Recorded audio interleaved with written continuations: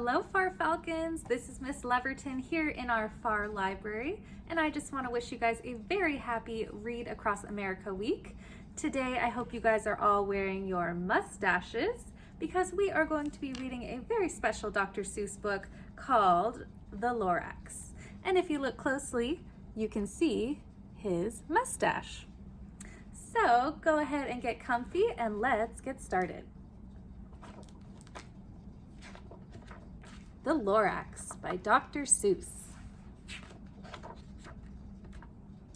At the far end of town where the grickle grass grows, and the wind smells slow and sour when it blows, and no birds ever sing excepting old crows, is the street of the lifted Lorax.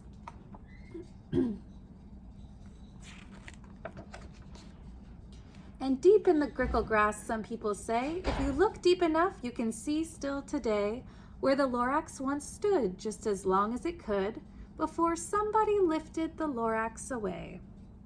What was the Lorax, and why was it there? And why was it lifted and taken somewhere? From the far end of town where the grickle grass grows, the old Onceler still lives here. Ask him, he knows.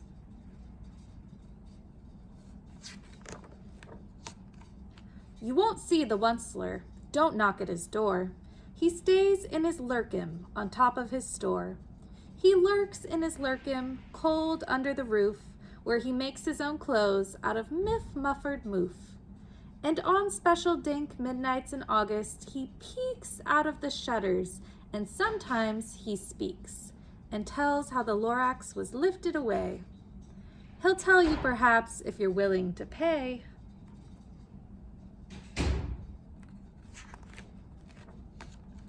On the end of a rope, he lets down a tin pail, and you have to toss in 15 cents and a nail, and the shell of a great-great-great-grandfather's snail.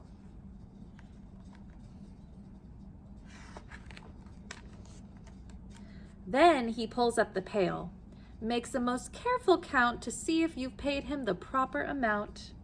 Then he hides what you paid him away in his snub, his secret strange hole in his grovelous glove.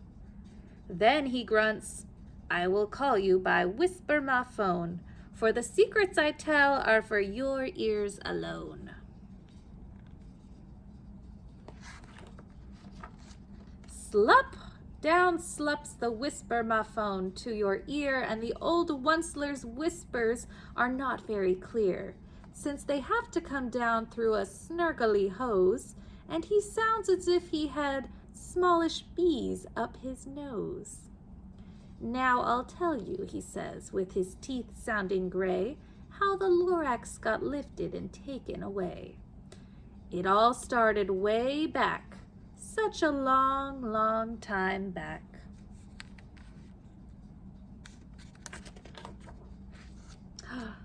Way back in the days when the grass was still green and the pond was still wet and the clouds were still clean, and the songs of the swami swans rang out in space, and morning I came to this glorious place. And I first saw the trees, the truffula trees, the bright-colored tufts of the truffula trees, mile after mile in the fresh morning breeze. Wow, look how beautiful those trees are. They're all different colors. And under the trees, I saw brown barbaloots frisking about in their barbaloot suits as they played in the shade and ate truffula fruits. From the rippleless pond came the comfortable sound of the humming fish humming while splashing around.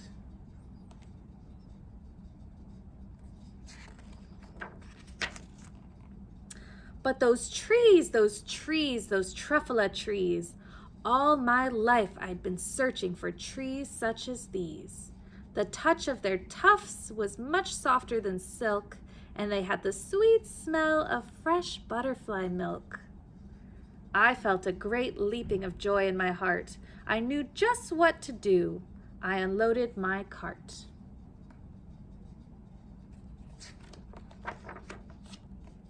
In no time at all, I had built a small shop. Then I chopped down a truffula tree with one chop. And with great skillful skill, and with great speedy speed, I took the soft tuft and I knitted a thneed. Do you see the thneed? What is that? The instant I finished, I heard a gazump. I looked. I saw something pop out of the stump of the tree I chopped down. It was sort of a man. Describe him? That's hard. I don't know if I can. He was shortish and oldish and brownish and mossy. And he spoke with a voice that was sharpish and bossy.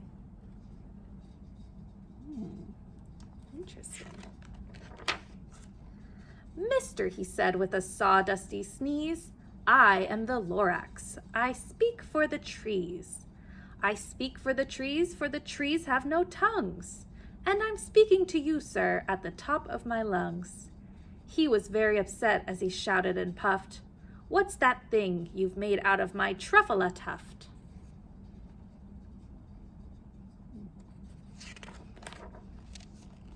Look, Lorax, I said, there's no cause for alarm. I chopped just one tree. I am doing no harm. I'm being quite useful. This thing is a thneed. A thneed's a fine something that all people need. It's a shirt. It's a sock.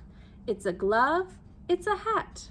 You can use it for carpets, for pillows, for sheets, or curtains, or covers, or bicycle seats. The Lorax said, Sir, you are crazy with greed. There is no one on earth who would buy that fool thneed.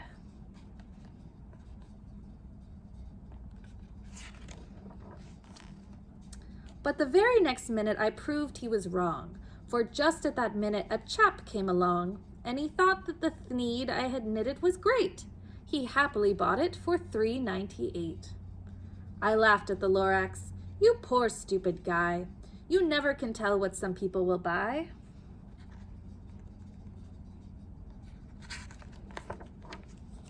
I repeat, cried the Lorax, I speak for the trees. So I quickly invented my super axe hacker, which whacked off 4 truffula trees at one smacker. We were making thneeds 4 times as fast as before, and that Lorax, he didn't show up anymore.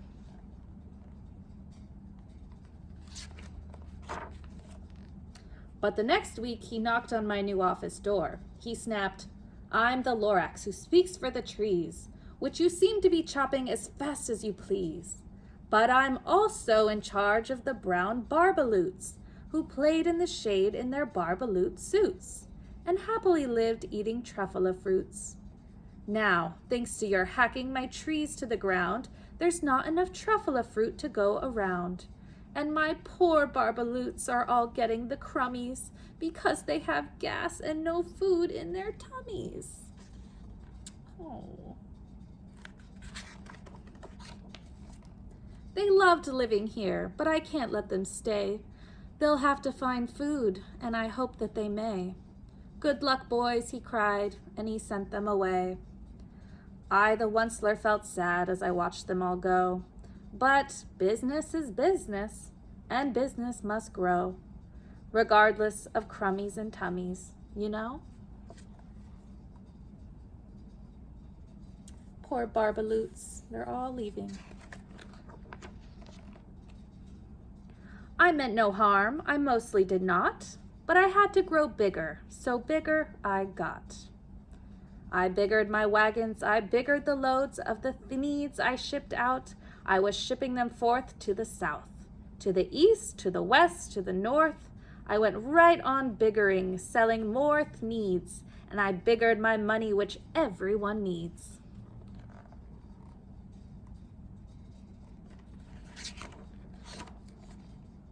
Then again he came. I was fixing some pipes when that old nuisance Lorax came back with more gripes. I am the Lorax, he coughed with and he whiffed. He sneezed and he snuffled, he snargled, he sniffed. Onceler, he cried with a cruffulous croak. Onceler, you're making such smogulous smoke. My poor swami swans, Why, they can't sing a note. No one can sing who has smog in his throat.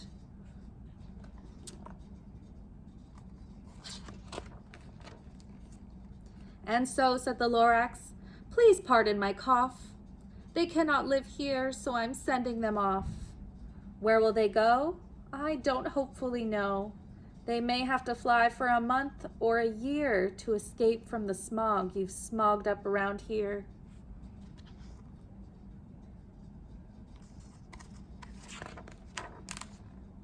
What's more, snapped the Lorax, his dander was up, let me say a few words about gluppity-glup. Your machinery chugs on day and night without stop, making gluppity-glup, also schloppity-schlop. And what do you do with this leftover goo? I'll show you, you dirty old Onceler man, you. I'm busy, I told him. Shut up, if you please. I rushed across the room and in no time at all built a radio phone. I put in a quick call. I called all my brothers and uncles and aunts and I said, listen here, here's a wonderful chance for the whole Onceler family to get mighty rich. Get over here fast, take the road to North Nitch. Turn left at Weehawken, sharp right at the South Stitch.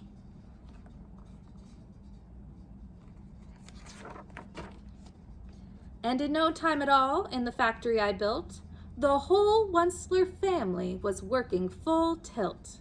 We were all knitting thneeds, just as busy as bees, to the sound of the chopping of truffula trees.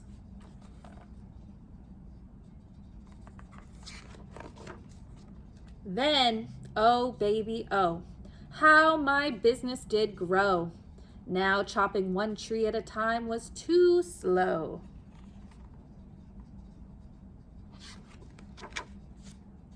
You're glumping the pond where the humming fish hummed. No more can they hum, for their gills are all gummed. So I'm sending them off. Oh, their future is dreary. They'll walk on their fins and get woefully weary in search of some water that isn't so smeary. Ew, look at the water. Oh, the poor fish. And then I got mad. I got terribly mad. I yelled at the Lorax, now listen here, Dad. All you do is yap, yap, and say bad, bad, bad, bad.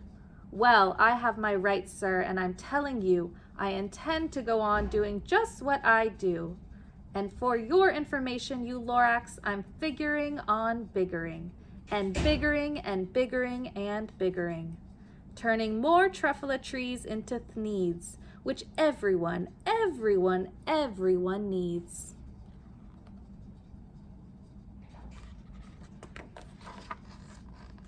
And at that very moment, we heard a loud whack. From outside in the fields came a sickening smack of an axe on a tree. Then we heard the tree fall, the very last truffula tree of them all. Oh no. No more trees, no more thneeds, no more work to be done. So in no time, my uncles and aunts and everyone all waved me goodbye. They jumped into my cars and drove away under the smoke-smuggered stars. Now all that was left 'neath the bad-smelling sky was my big empty factory, the Lorax and I.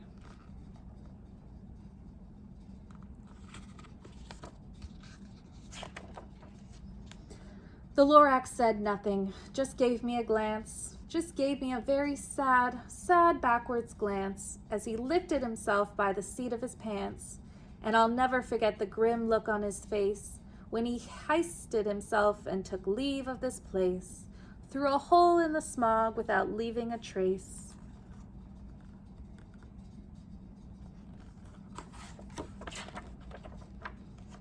And all that the Lorax left here in this mess was a small pile of rocks with the one word, unless, whatever that meant.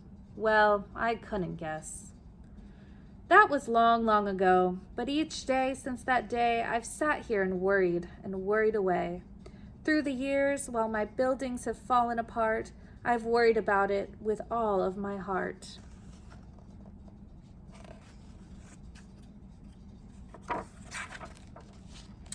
But now, says the Onceler, now that you're here, the word of the Lorax seems perfectly clear. Unless someone like you cares a whole awful lot, nothing is going to get better. It's not.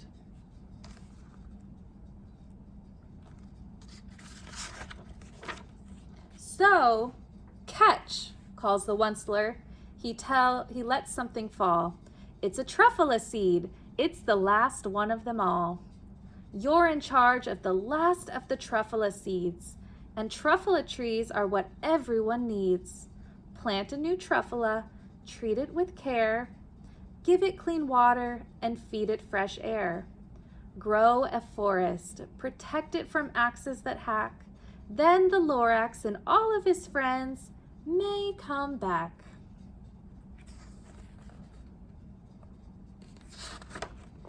And that is the end. I hope you guys enjoyed this story, and I hope you guys continue to enjoy Read Across America Week. I will see you next time. Bye-bye.